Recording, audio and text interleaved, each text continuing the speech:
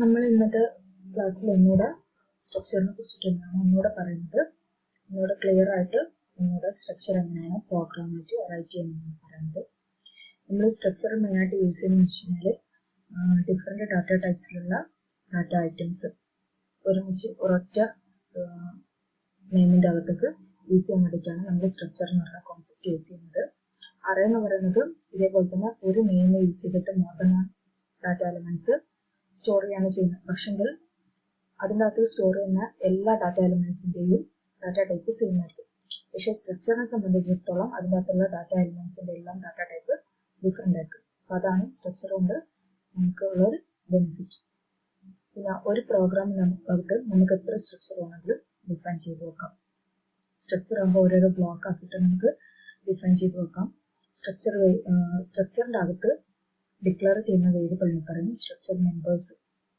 സ്ട്രക്ചറിന്റെ പേര് പറയും tag name പറയും.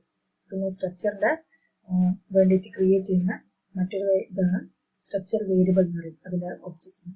നമുക്ക് നോക്കാം. അപ്പൊ എങ്ങനെയാണ് സ്ട്രക്ചർ ക്രിയേറ്റ് ചെയ്യുന്നത്? ആദ്യം സ്ട്രക്ചർ എന്ന് പറഞ്ഞ കീവേഡ് യൂസ് ചെയ്യാം. അതിനുശേഷം എന്താണ് നമ്മുടെ പ്രോഗ്രാം. ഇവിടെ ഞാനിപ്പോൾ കൊടുത്തിരിക്കുന്ന പ്രോഗ്രാം എന്ന് പറഞ്ഞാൽ ഒരു ബുക്കിന്റെ ഡീറ്റെയിൽസ് ഡിസ്പ്ലേ ചെയ്യാന്നുള്ളതാണ്. അപ്പൊ ഞാൻ സ്ട്രക്ചറിന് പേര് ബുക്ക് കൊടുത്തു. അതിനുശേഷം എൻ്റെ ബുക്കിന്റെ ഡീറ്റെയിൽസ് എന്തൊക്കെ വരുന്നതെന്ന് വെച്ചാൽ book I D, book name, book price, മൂന്നിന്റെ ഡാറ്റ ടൈപ്പും ഡിഫറെൻ്റ് ആണ്.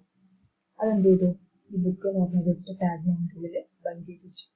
അതിനുശേഷം രണ്ട് ഒബ്ജക്റ്റ് ക്രിയേറ്റ് ചെയ്ത് വെച്ചു, B1, B2 എന്നിട്ട്. അതായത് രണ്ട് ബുക്സ് വേണം, രണ്ട് ബുക്കിന്റെ ഡീറ്റെയിൽസ് വേണം. അതിന് വേണ്ടിയിട്ടാണ് ഇതെന്ന് വെച്ചാൽ ബുക്ക് ഇതിൻ്റെ അകത്തുള്ള പ്രോപ്പർട്ടീസ് എന്ന് വെച്ചാൽ ജനറൽ ആയിട്ടുള്ള സാധനം. അപ്പോൾ B1ന്റെ ബുക്ക് ഐ ഡി, B1ന്റെ ബുക്ക് നെയിം, B1ന്റെ ബുക്ക് പ്രൈസ്, അതുപോലെ B2ന്റെ ബുക്ക് ഐ ഡി, B2ന്റെ ബുക്ക് നെയിം, B2ന്റെ ബുക്ക് പ്രൈസ്. അങ്ങനെ രണ്ട് ബുക്സ് വേണ്ടതുകൊണ്ട് ഞാൻ രണ്ട് ബുക്ക് ഒബ്ജക്റ്റ് ക്രിയേറ്റ് ചെയ്തു. ഇനി 3 or 4 എത്ര ആണെങ്കിലും ഇങ്ങനെ കോമട്ടിട്ട് എഴുതിയാണ്. പിന്നെന്ന് വെച്ച് കഴിഞ്ഞാൽ ഇവിടുത്തെ ഒരു പ്രത്യേകത എന്ന് പറഞ്ഞു കഴിഞ്ഞാൽ ഒരൊറ്റ സ്ട്രക്ചർ മാത്രമേ ക്രിയേറ്റ് ചെയ്തിട്ടുള്ളൂ.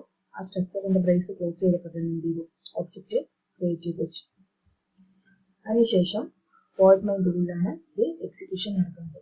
അപ്പൊ B1 തൊട്ട് ബുക്ക് ഐ ഡിയിൽ എന്ത് കൊടുത്തു? 1001 കോഡ് കൊടുത്തു. B1 തൊട്ട് ബുക്ക് നെയിമിന് ഞാൻ HTML കൊടുത്തു. B1 തൊട്ട് ബുക്ക് പ്രൈസിന് 500.75 എന്നുള്ള പ്രൈസും കൊടുത്തു.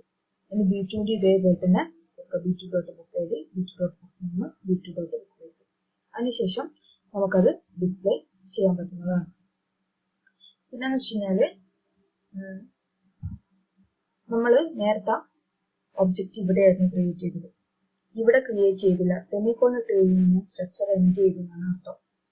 ഇവിടെ കൊടുക്കുന്നില്ലെങ്കിൽ പിന്നെ നമ്മൾ കൊടുക്കേണ്ടത് void main ഉള്ളിലാണ് കൊടുക്കുന്നത്. void main ഉള്ളിൽ ഒബ്ജക്റ്റ് ക്രിയേറ്റ് ചെയ്യുമ്പോൾ ഇങ്ങനെ തന്നെ കൊടുക്കണം.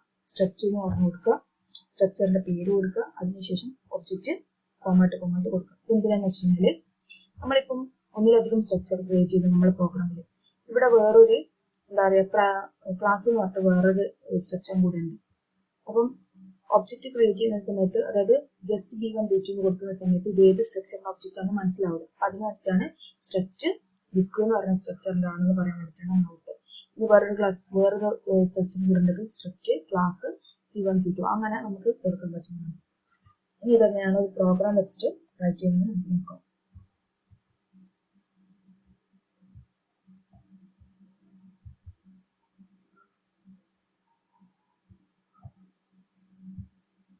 ഇവിടെ നോക്കിക്കോ, ഹാഷ് ഇൻക്ലൂഡ് കഴിഞ്ഞിട്ടാണ് സ്ട്രക്ചർ ഡിഫൈൻ ചെയ്ത് വെക്കേണ്ടത്. സ്ട്രക്ചർ ബുക്ക്, അതിനുള്ളിൽ ബുക്ക് ഐ ഡിയും ബുക്ക് നെയിമും ബുക്ക് പ്രൈസും കൊടുത്തു.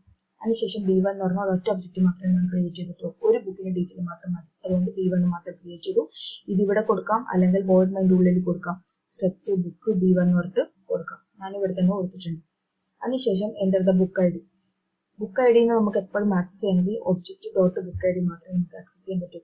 അതായത് ആരുടെ ബുക്ക് ഐ ഡി ആണ് വേണ്ടതെന്ന് പറയാൻ വേണ്ടിയിട്ടാണ് ഒബ്ജക്റ്റ് കൊടുക്കുന്നത്. അല്ലാണ്ട് വെറും ബുക്ക് ഐ ഡി എന്ന് പറഞ്ഞാൽ ഒരു ജനറൽ ടേം മാത്രം. അപ്പം B1 dot book I D, enter the book name, B1 dot book name read ചെയ്യുന്നു. Enter the book price, B1 dot book price. അതിനുശേഷം അതൊക്കെ എന്ത് ചെയ്യുന്നു? ഡിസ്പ്ലേ ചെയ്യാൻ കൊടുക്കുന്നു. ഒന്ന് റൺ ചെയ്ത് നോക്കാം.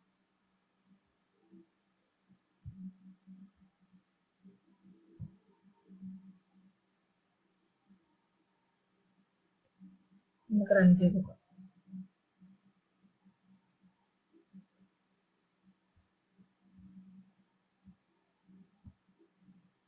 ഇവിടെ ബുക്ക് ഐ ഡി കൊടുക്കാൻ വന്നിട്ടുണ്ട്.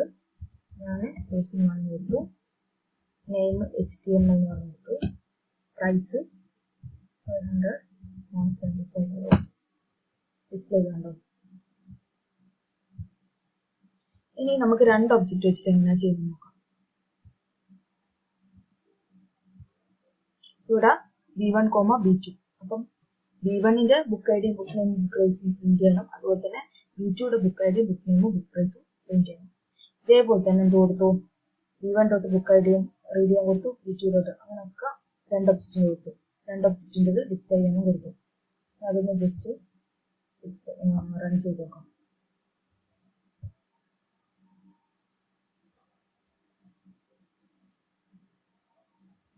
ഇവിടെ ബുക്ക് ഐ ഡി പറയാൻ പറഞ്ഞു. അപ്പം ഞാൻ എന്ത് ചെയ്തു, ഒന്നാമത്തേന് 1001 കൊടുത്തു, രണ്ടാമത്തേന് 1002 കൊടുത്തു.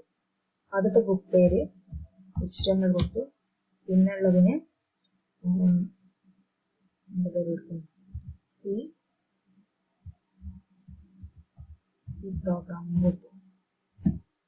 പ്രൈസ് ഒന്നിൻ്റെ 500.75 കൊടുത്തു, ഒന്ന് 150.50 കണ്ടോ. ആദ്യത്തെ HTML 1002 ഡിസ്പ്ലേ ചെയ്തു.